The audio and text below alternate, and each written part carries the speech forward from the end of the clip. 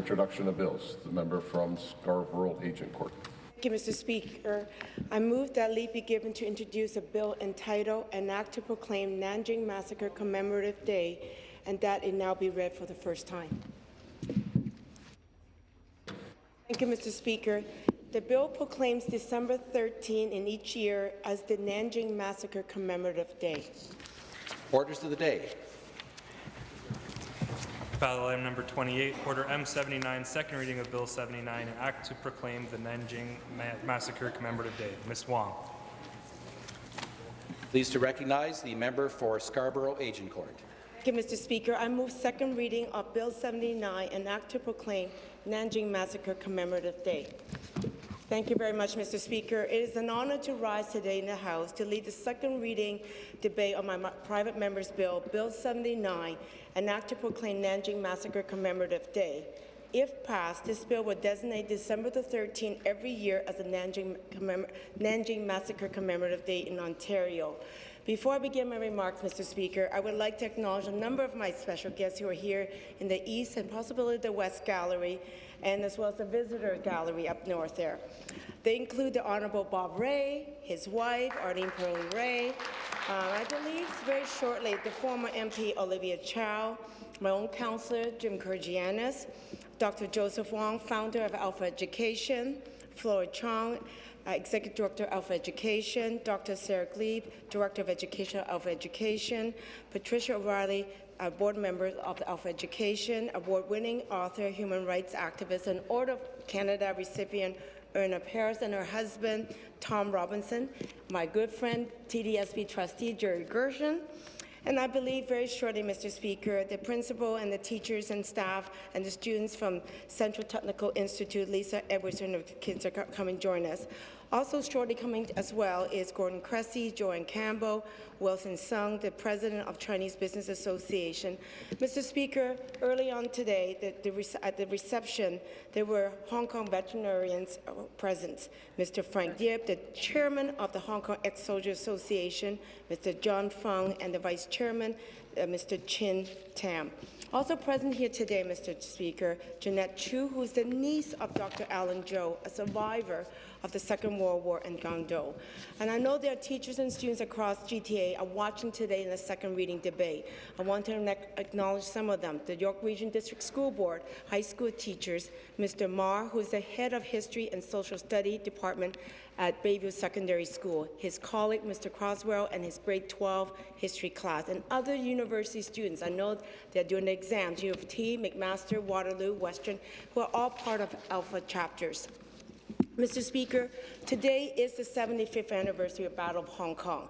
This past Tuesday, the Legislature held special tribute from all three parties to remember and honor their veterans and their families and those brave Canadians who's lost their lives defending Hong Kong.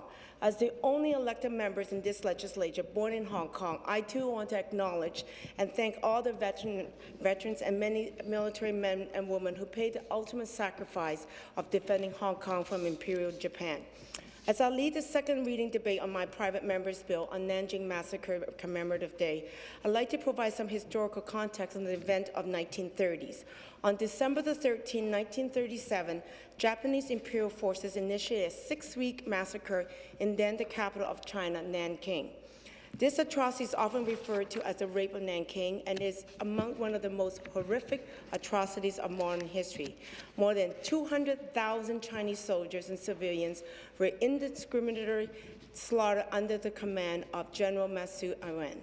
In John Pritchard and Sonia Zed's book, The Tokyo War Crimes Trial, they wrote about the slaughter. The tens of thousands of women, both young and old, were sexually assaulted in the Japanese capture of the city. Men and women, survivors and veterans, Chinese and Japanese alike, recount stories of women being dragged from hiding places and gang raped, with non-compliant women being beaten or killed. This earlier form of sexual slavery and human trafficking are noted in various history books. Those who survived this horrific atrocity continue to suffer physically and psychologically in the reliving of those memories. They understood the need to record this history, but the numbers of survivors are dwindling and their stories are in danger of being forgotten and lost forever.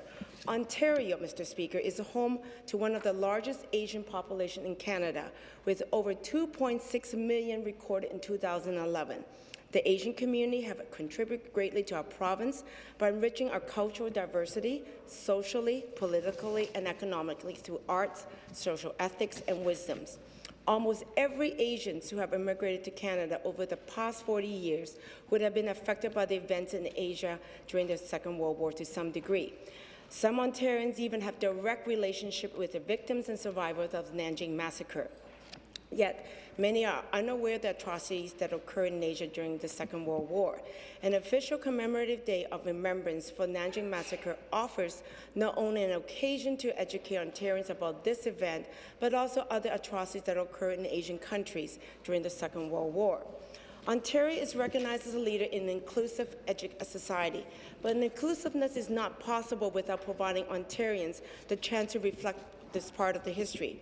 Increasing awareness of this event through education and commemorative event will open doors for greater discussion and deeper understanding of the causes to ensure history does not repeat itself.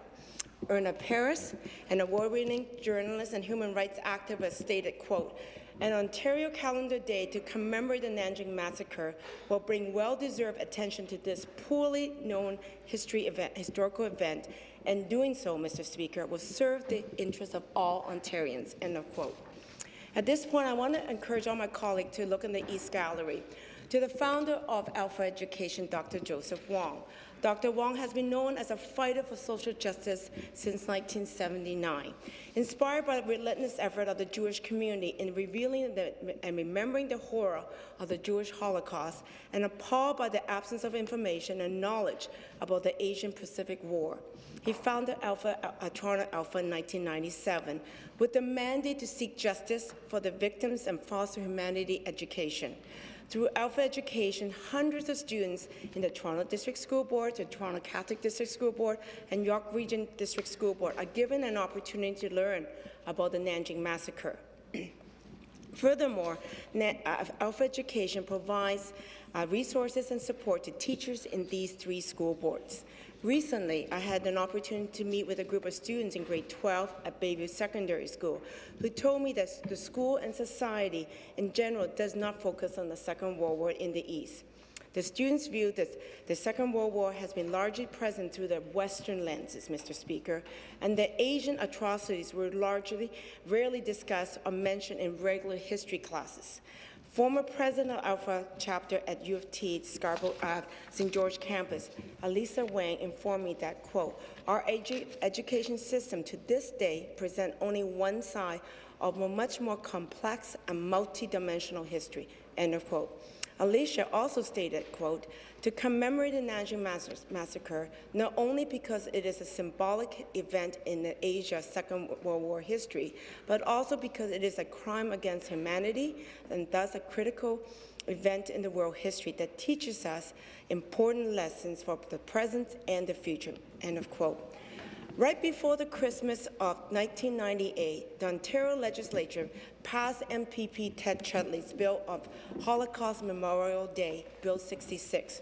This bill received all-party support and is the first bill of its kind in any jurisdiction in North America. Bill 66 captures Ontario's forward-thinking and steadfast commitment to fight against discrimination, and it paved the way for an inclusive society where all Ontarians may embrace cultural heritage without fear or retaliation. In 2009, the Legislature passed Bill 147, which commemorates the victims of man-made famine of Ukraine. This bill was co-sponsored by Dave Levesque, MPP for Brant, along with Sherry DeNovo, MPP for Parkdale High Park, and MPP Frank Pleas for Newmarket Aurora. It was the first tri-sponsored bill to pass in the history of Ontario. It was passed with unanimous consent from all 3 House leaders. These 2 bills, Mr. Speaker, passed by the Ontario Legislature, demonstrate Ontario's unified stance on human rights issues on matters where they occur, no matter where they occur, and their impact on Ontarians. Passing my private member's bill demonstrates that Ontario continues to be committed to acknowledge and address human rights issues. If passed, it will be the first legislation from any Western jurisdiction that commemorates Nanjing Massacre, Mr. Speaker. While Nanjing Massacre is one of the most horrific events in Asia during the Second World War, it certainly is not the only one. Neighboring countries like Korea, Singapore, and Philippines face similar enormities, and like the victims and survivors of Nanjing, these people's voices need to be heard as well. Designating December the 13th in each year as Nanjing Massacre Commemorative in Ontario will provide an opportunity for Ontarians, especially the Asian community, to gather, remember, and honor the victims and families affected by the Nanjing Massacre. Mr. Speaker, former MP Olivia Chow joins us today later to support my bill. As you know, Mr. Speaker, Ms. Chow, and Alpha Education championed the motion to Japanese military sexual slavery in Second World War. In the House of Commons, it was passed unanimously on November the 28th, 2007. The motion called for the Japanese government to officially acknowledge the history and their war responsibilities, apologize, and make necessary reparations to the victims of military sexual slavery during Second World War in Asia.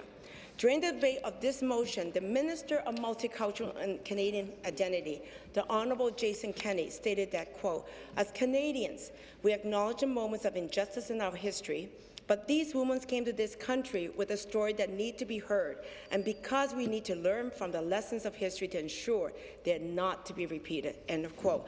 And I hope, Mr. Speaker, this legislature follow the federal government's footsteps and to remember the victims and families affected by the Nanjing Massacre and to fight for human rights. Mr. Speaker, the intent of my private member's bill is to acknowledge and remember the history as it occurred in the hopes to prevent similar actions in the future. This is not, I'm going to repeat, Mr. Speaker, this is not about the Japanese people in Ontario, and it's not about today other than remembering the day and the lesson history teaches us. I'd like to thank all our guests here today and who are here at Queen's Park to witness a second reading debate of my private member's bill, and thank my colleagues in advance of their participation in this debate. I'd like to conclude my remark, Mr. Speaker, by sharing a statement by Mr. Neil Marr, the head of History and Social Study at Bayview Secondary School. Quote, "By not commemorating the event officially, it can be argued that our society is not acknowledging a significant portion of our province and nation's people with Chinese heritage, which is something all the more disappointing, given the unequal manner in which Chinese Canadians were treated not so many years ago." End of quote. So thank you very much, Mr. Speaker.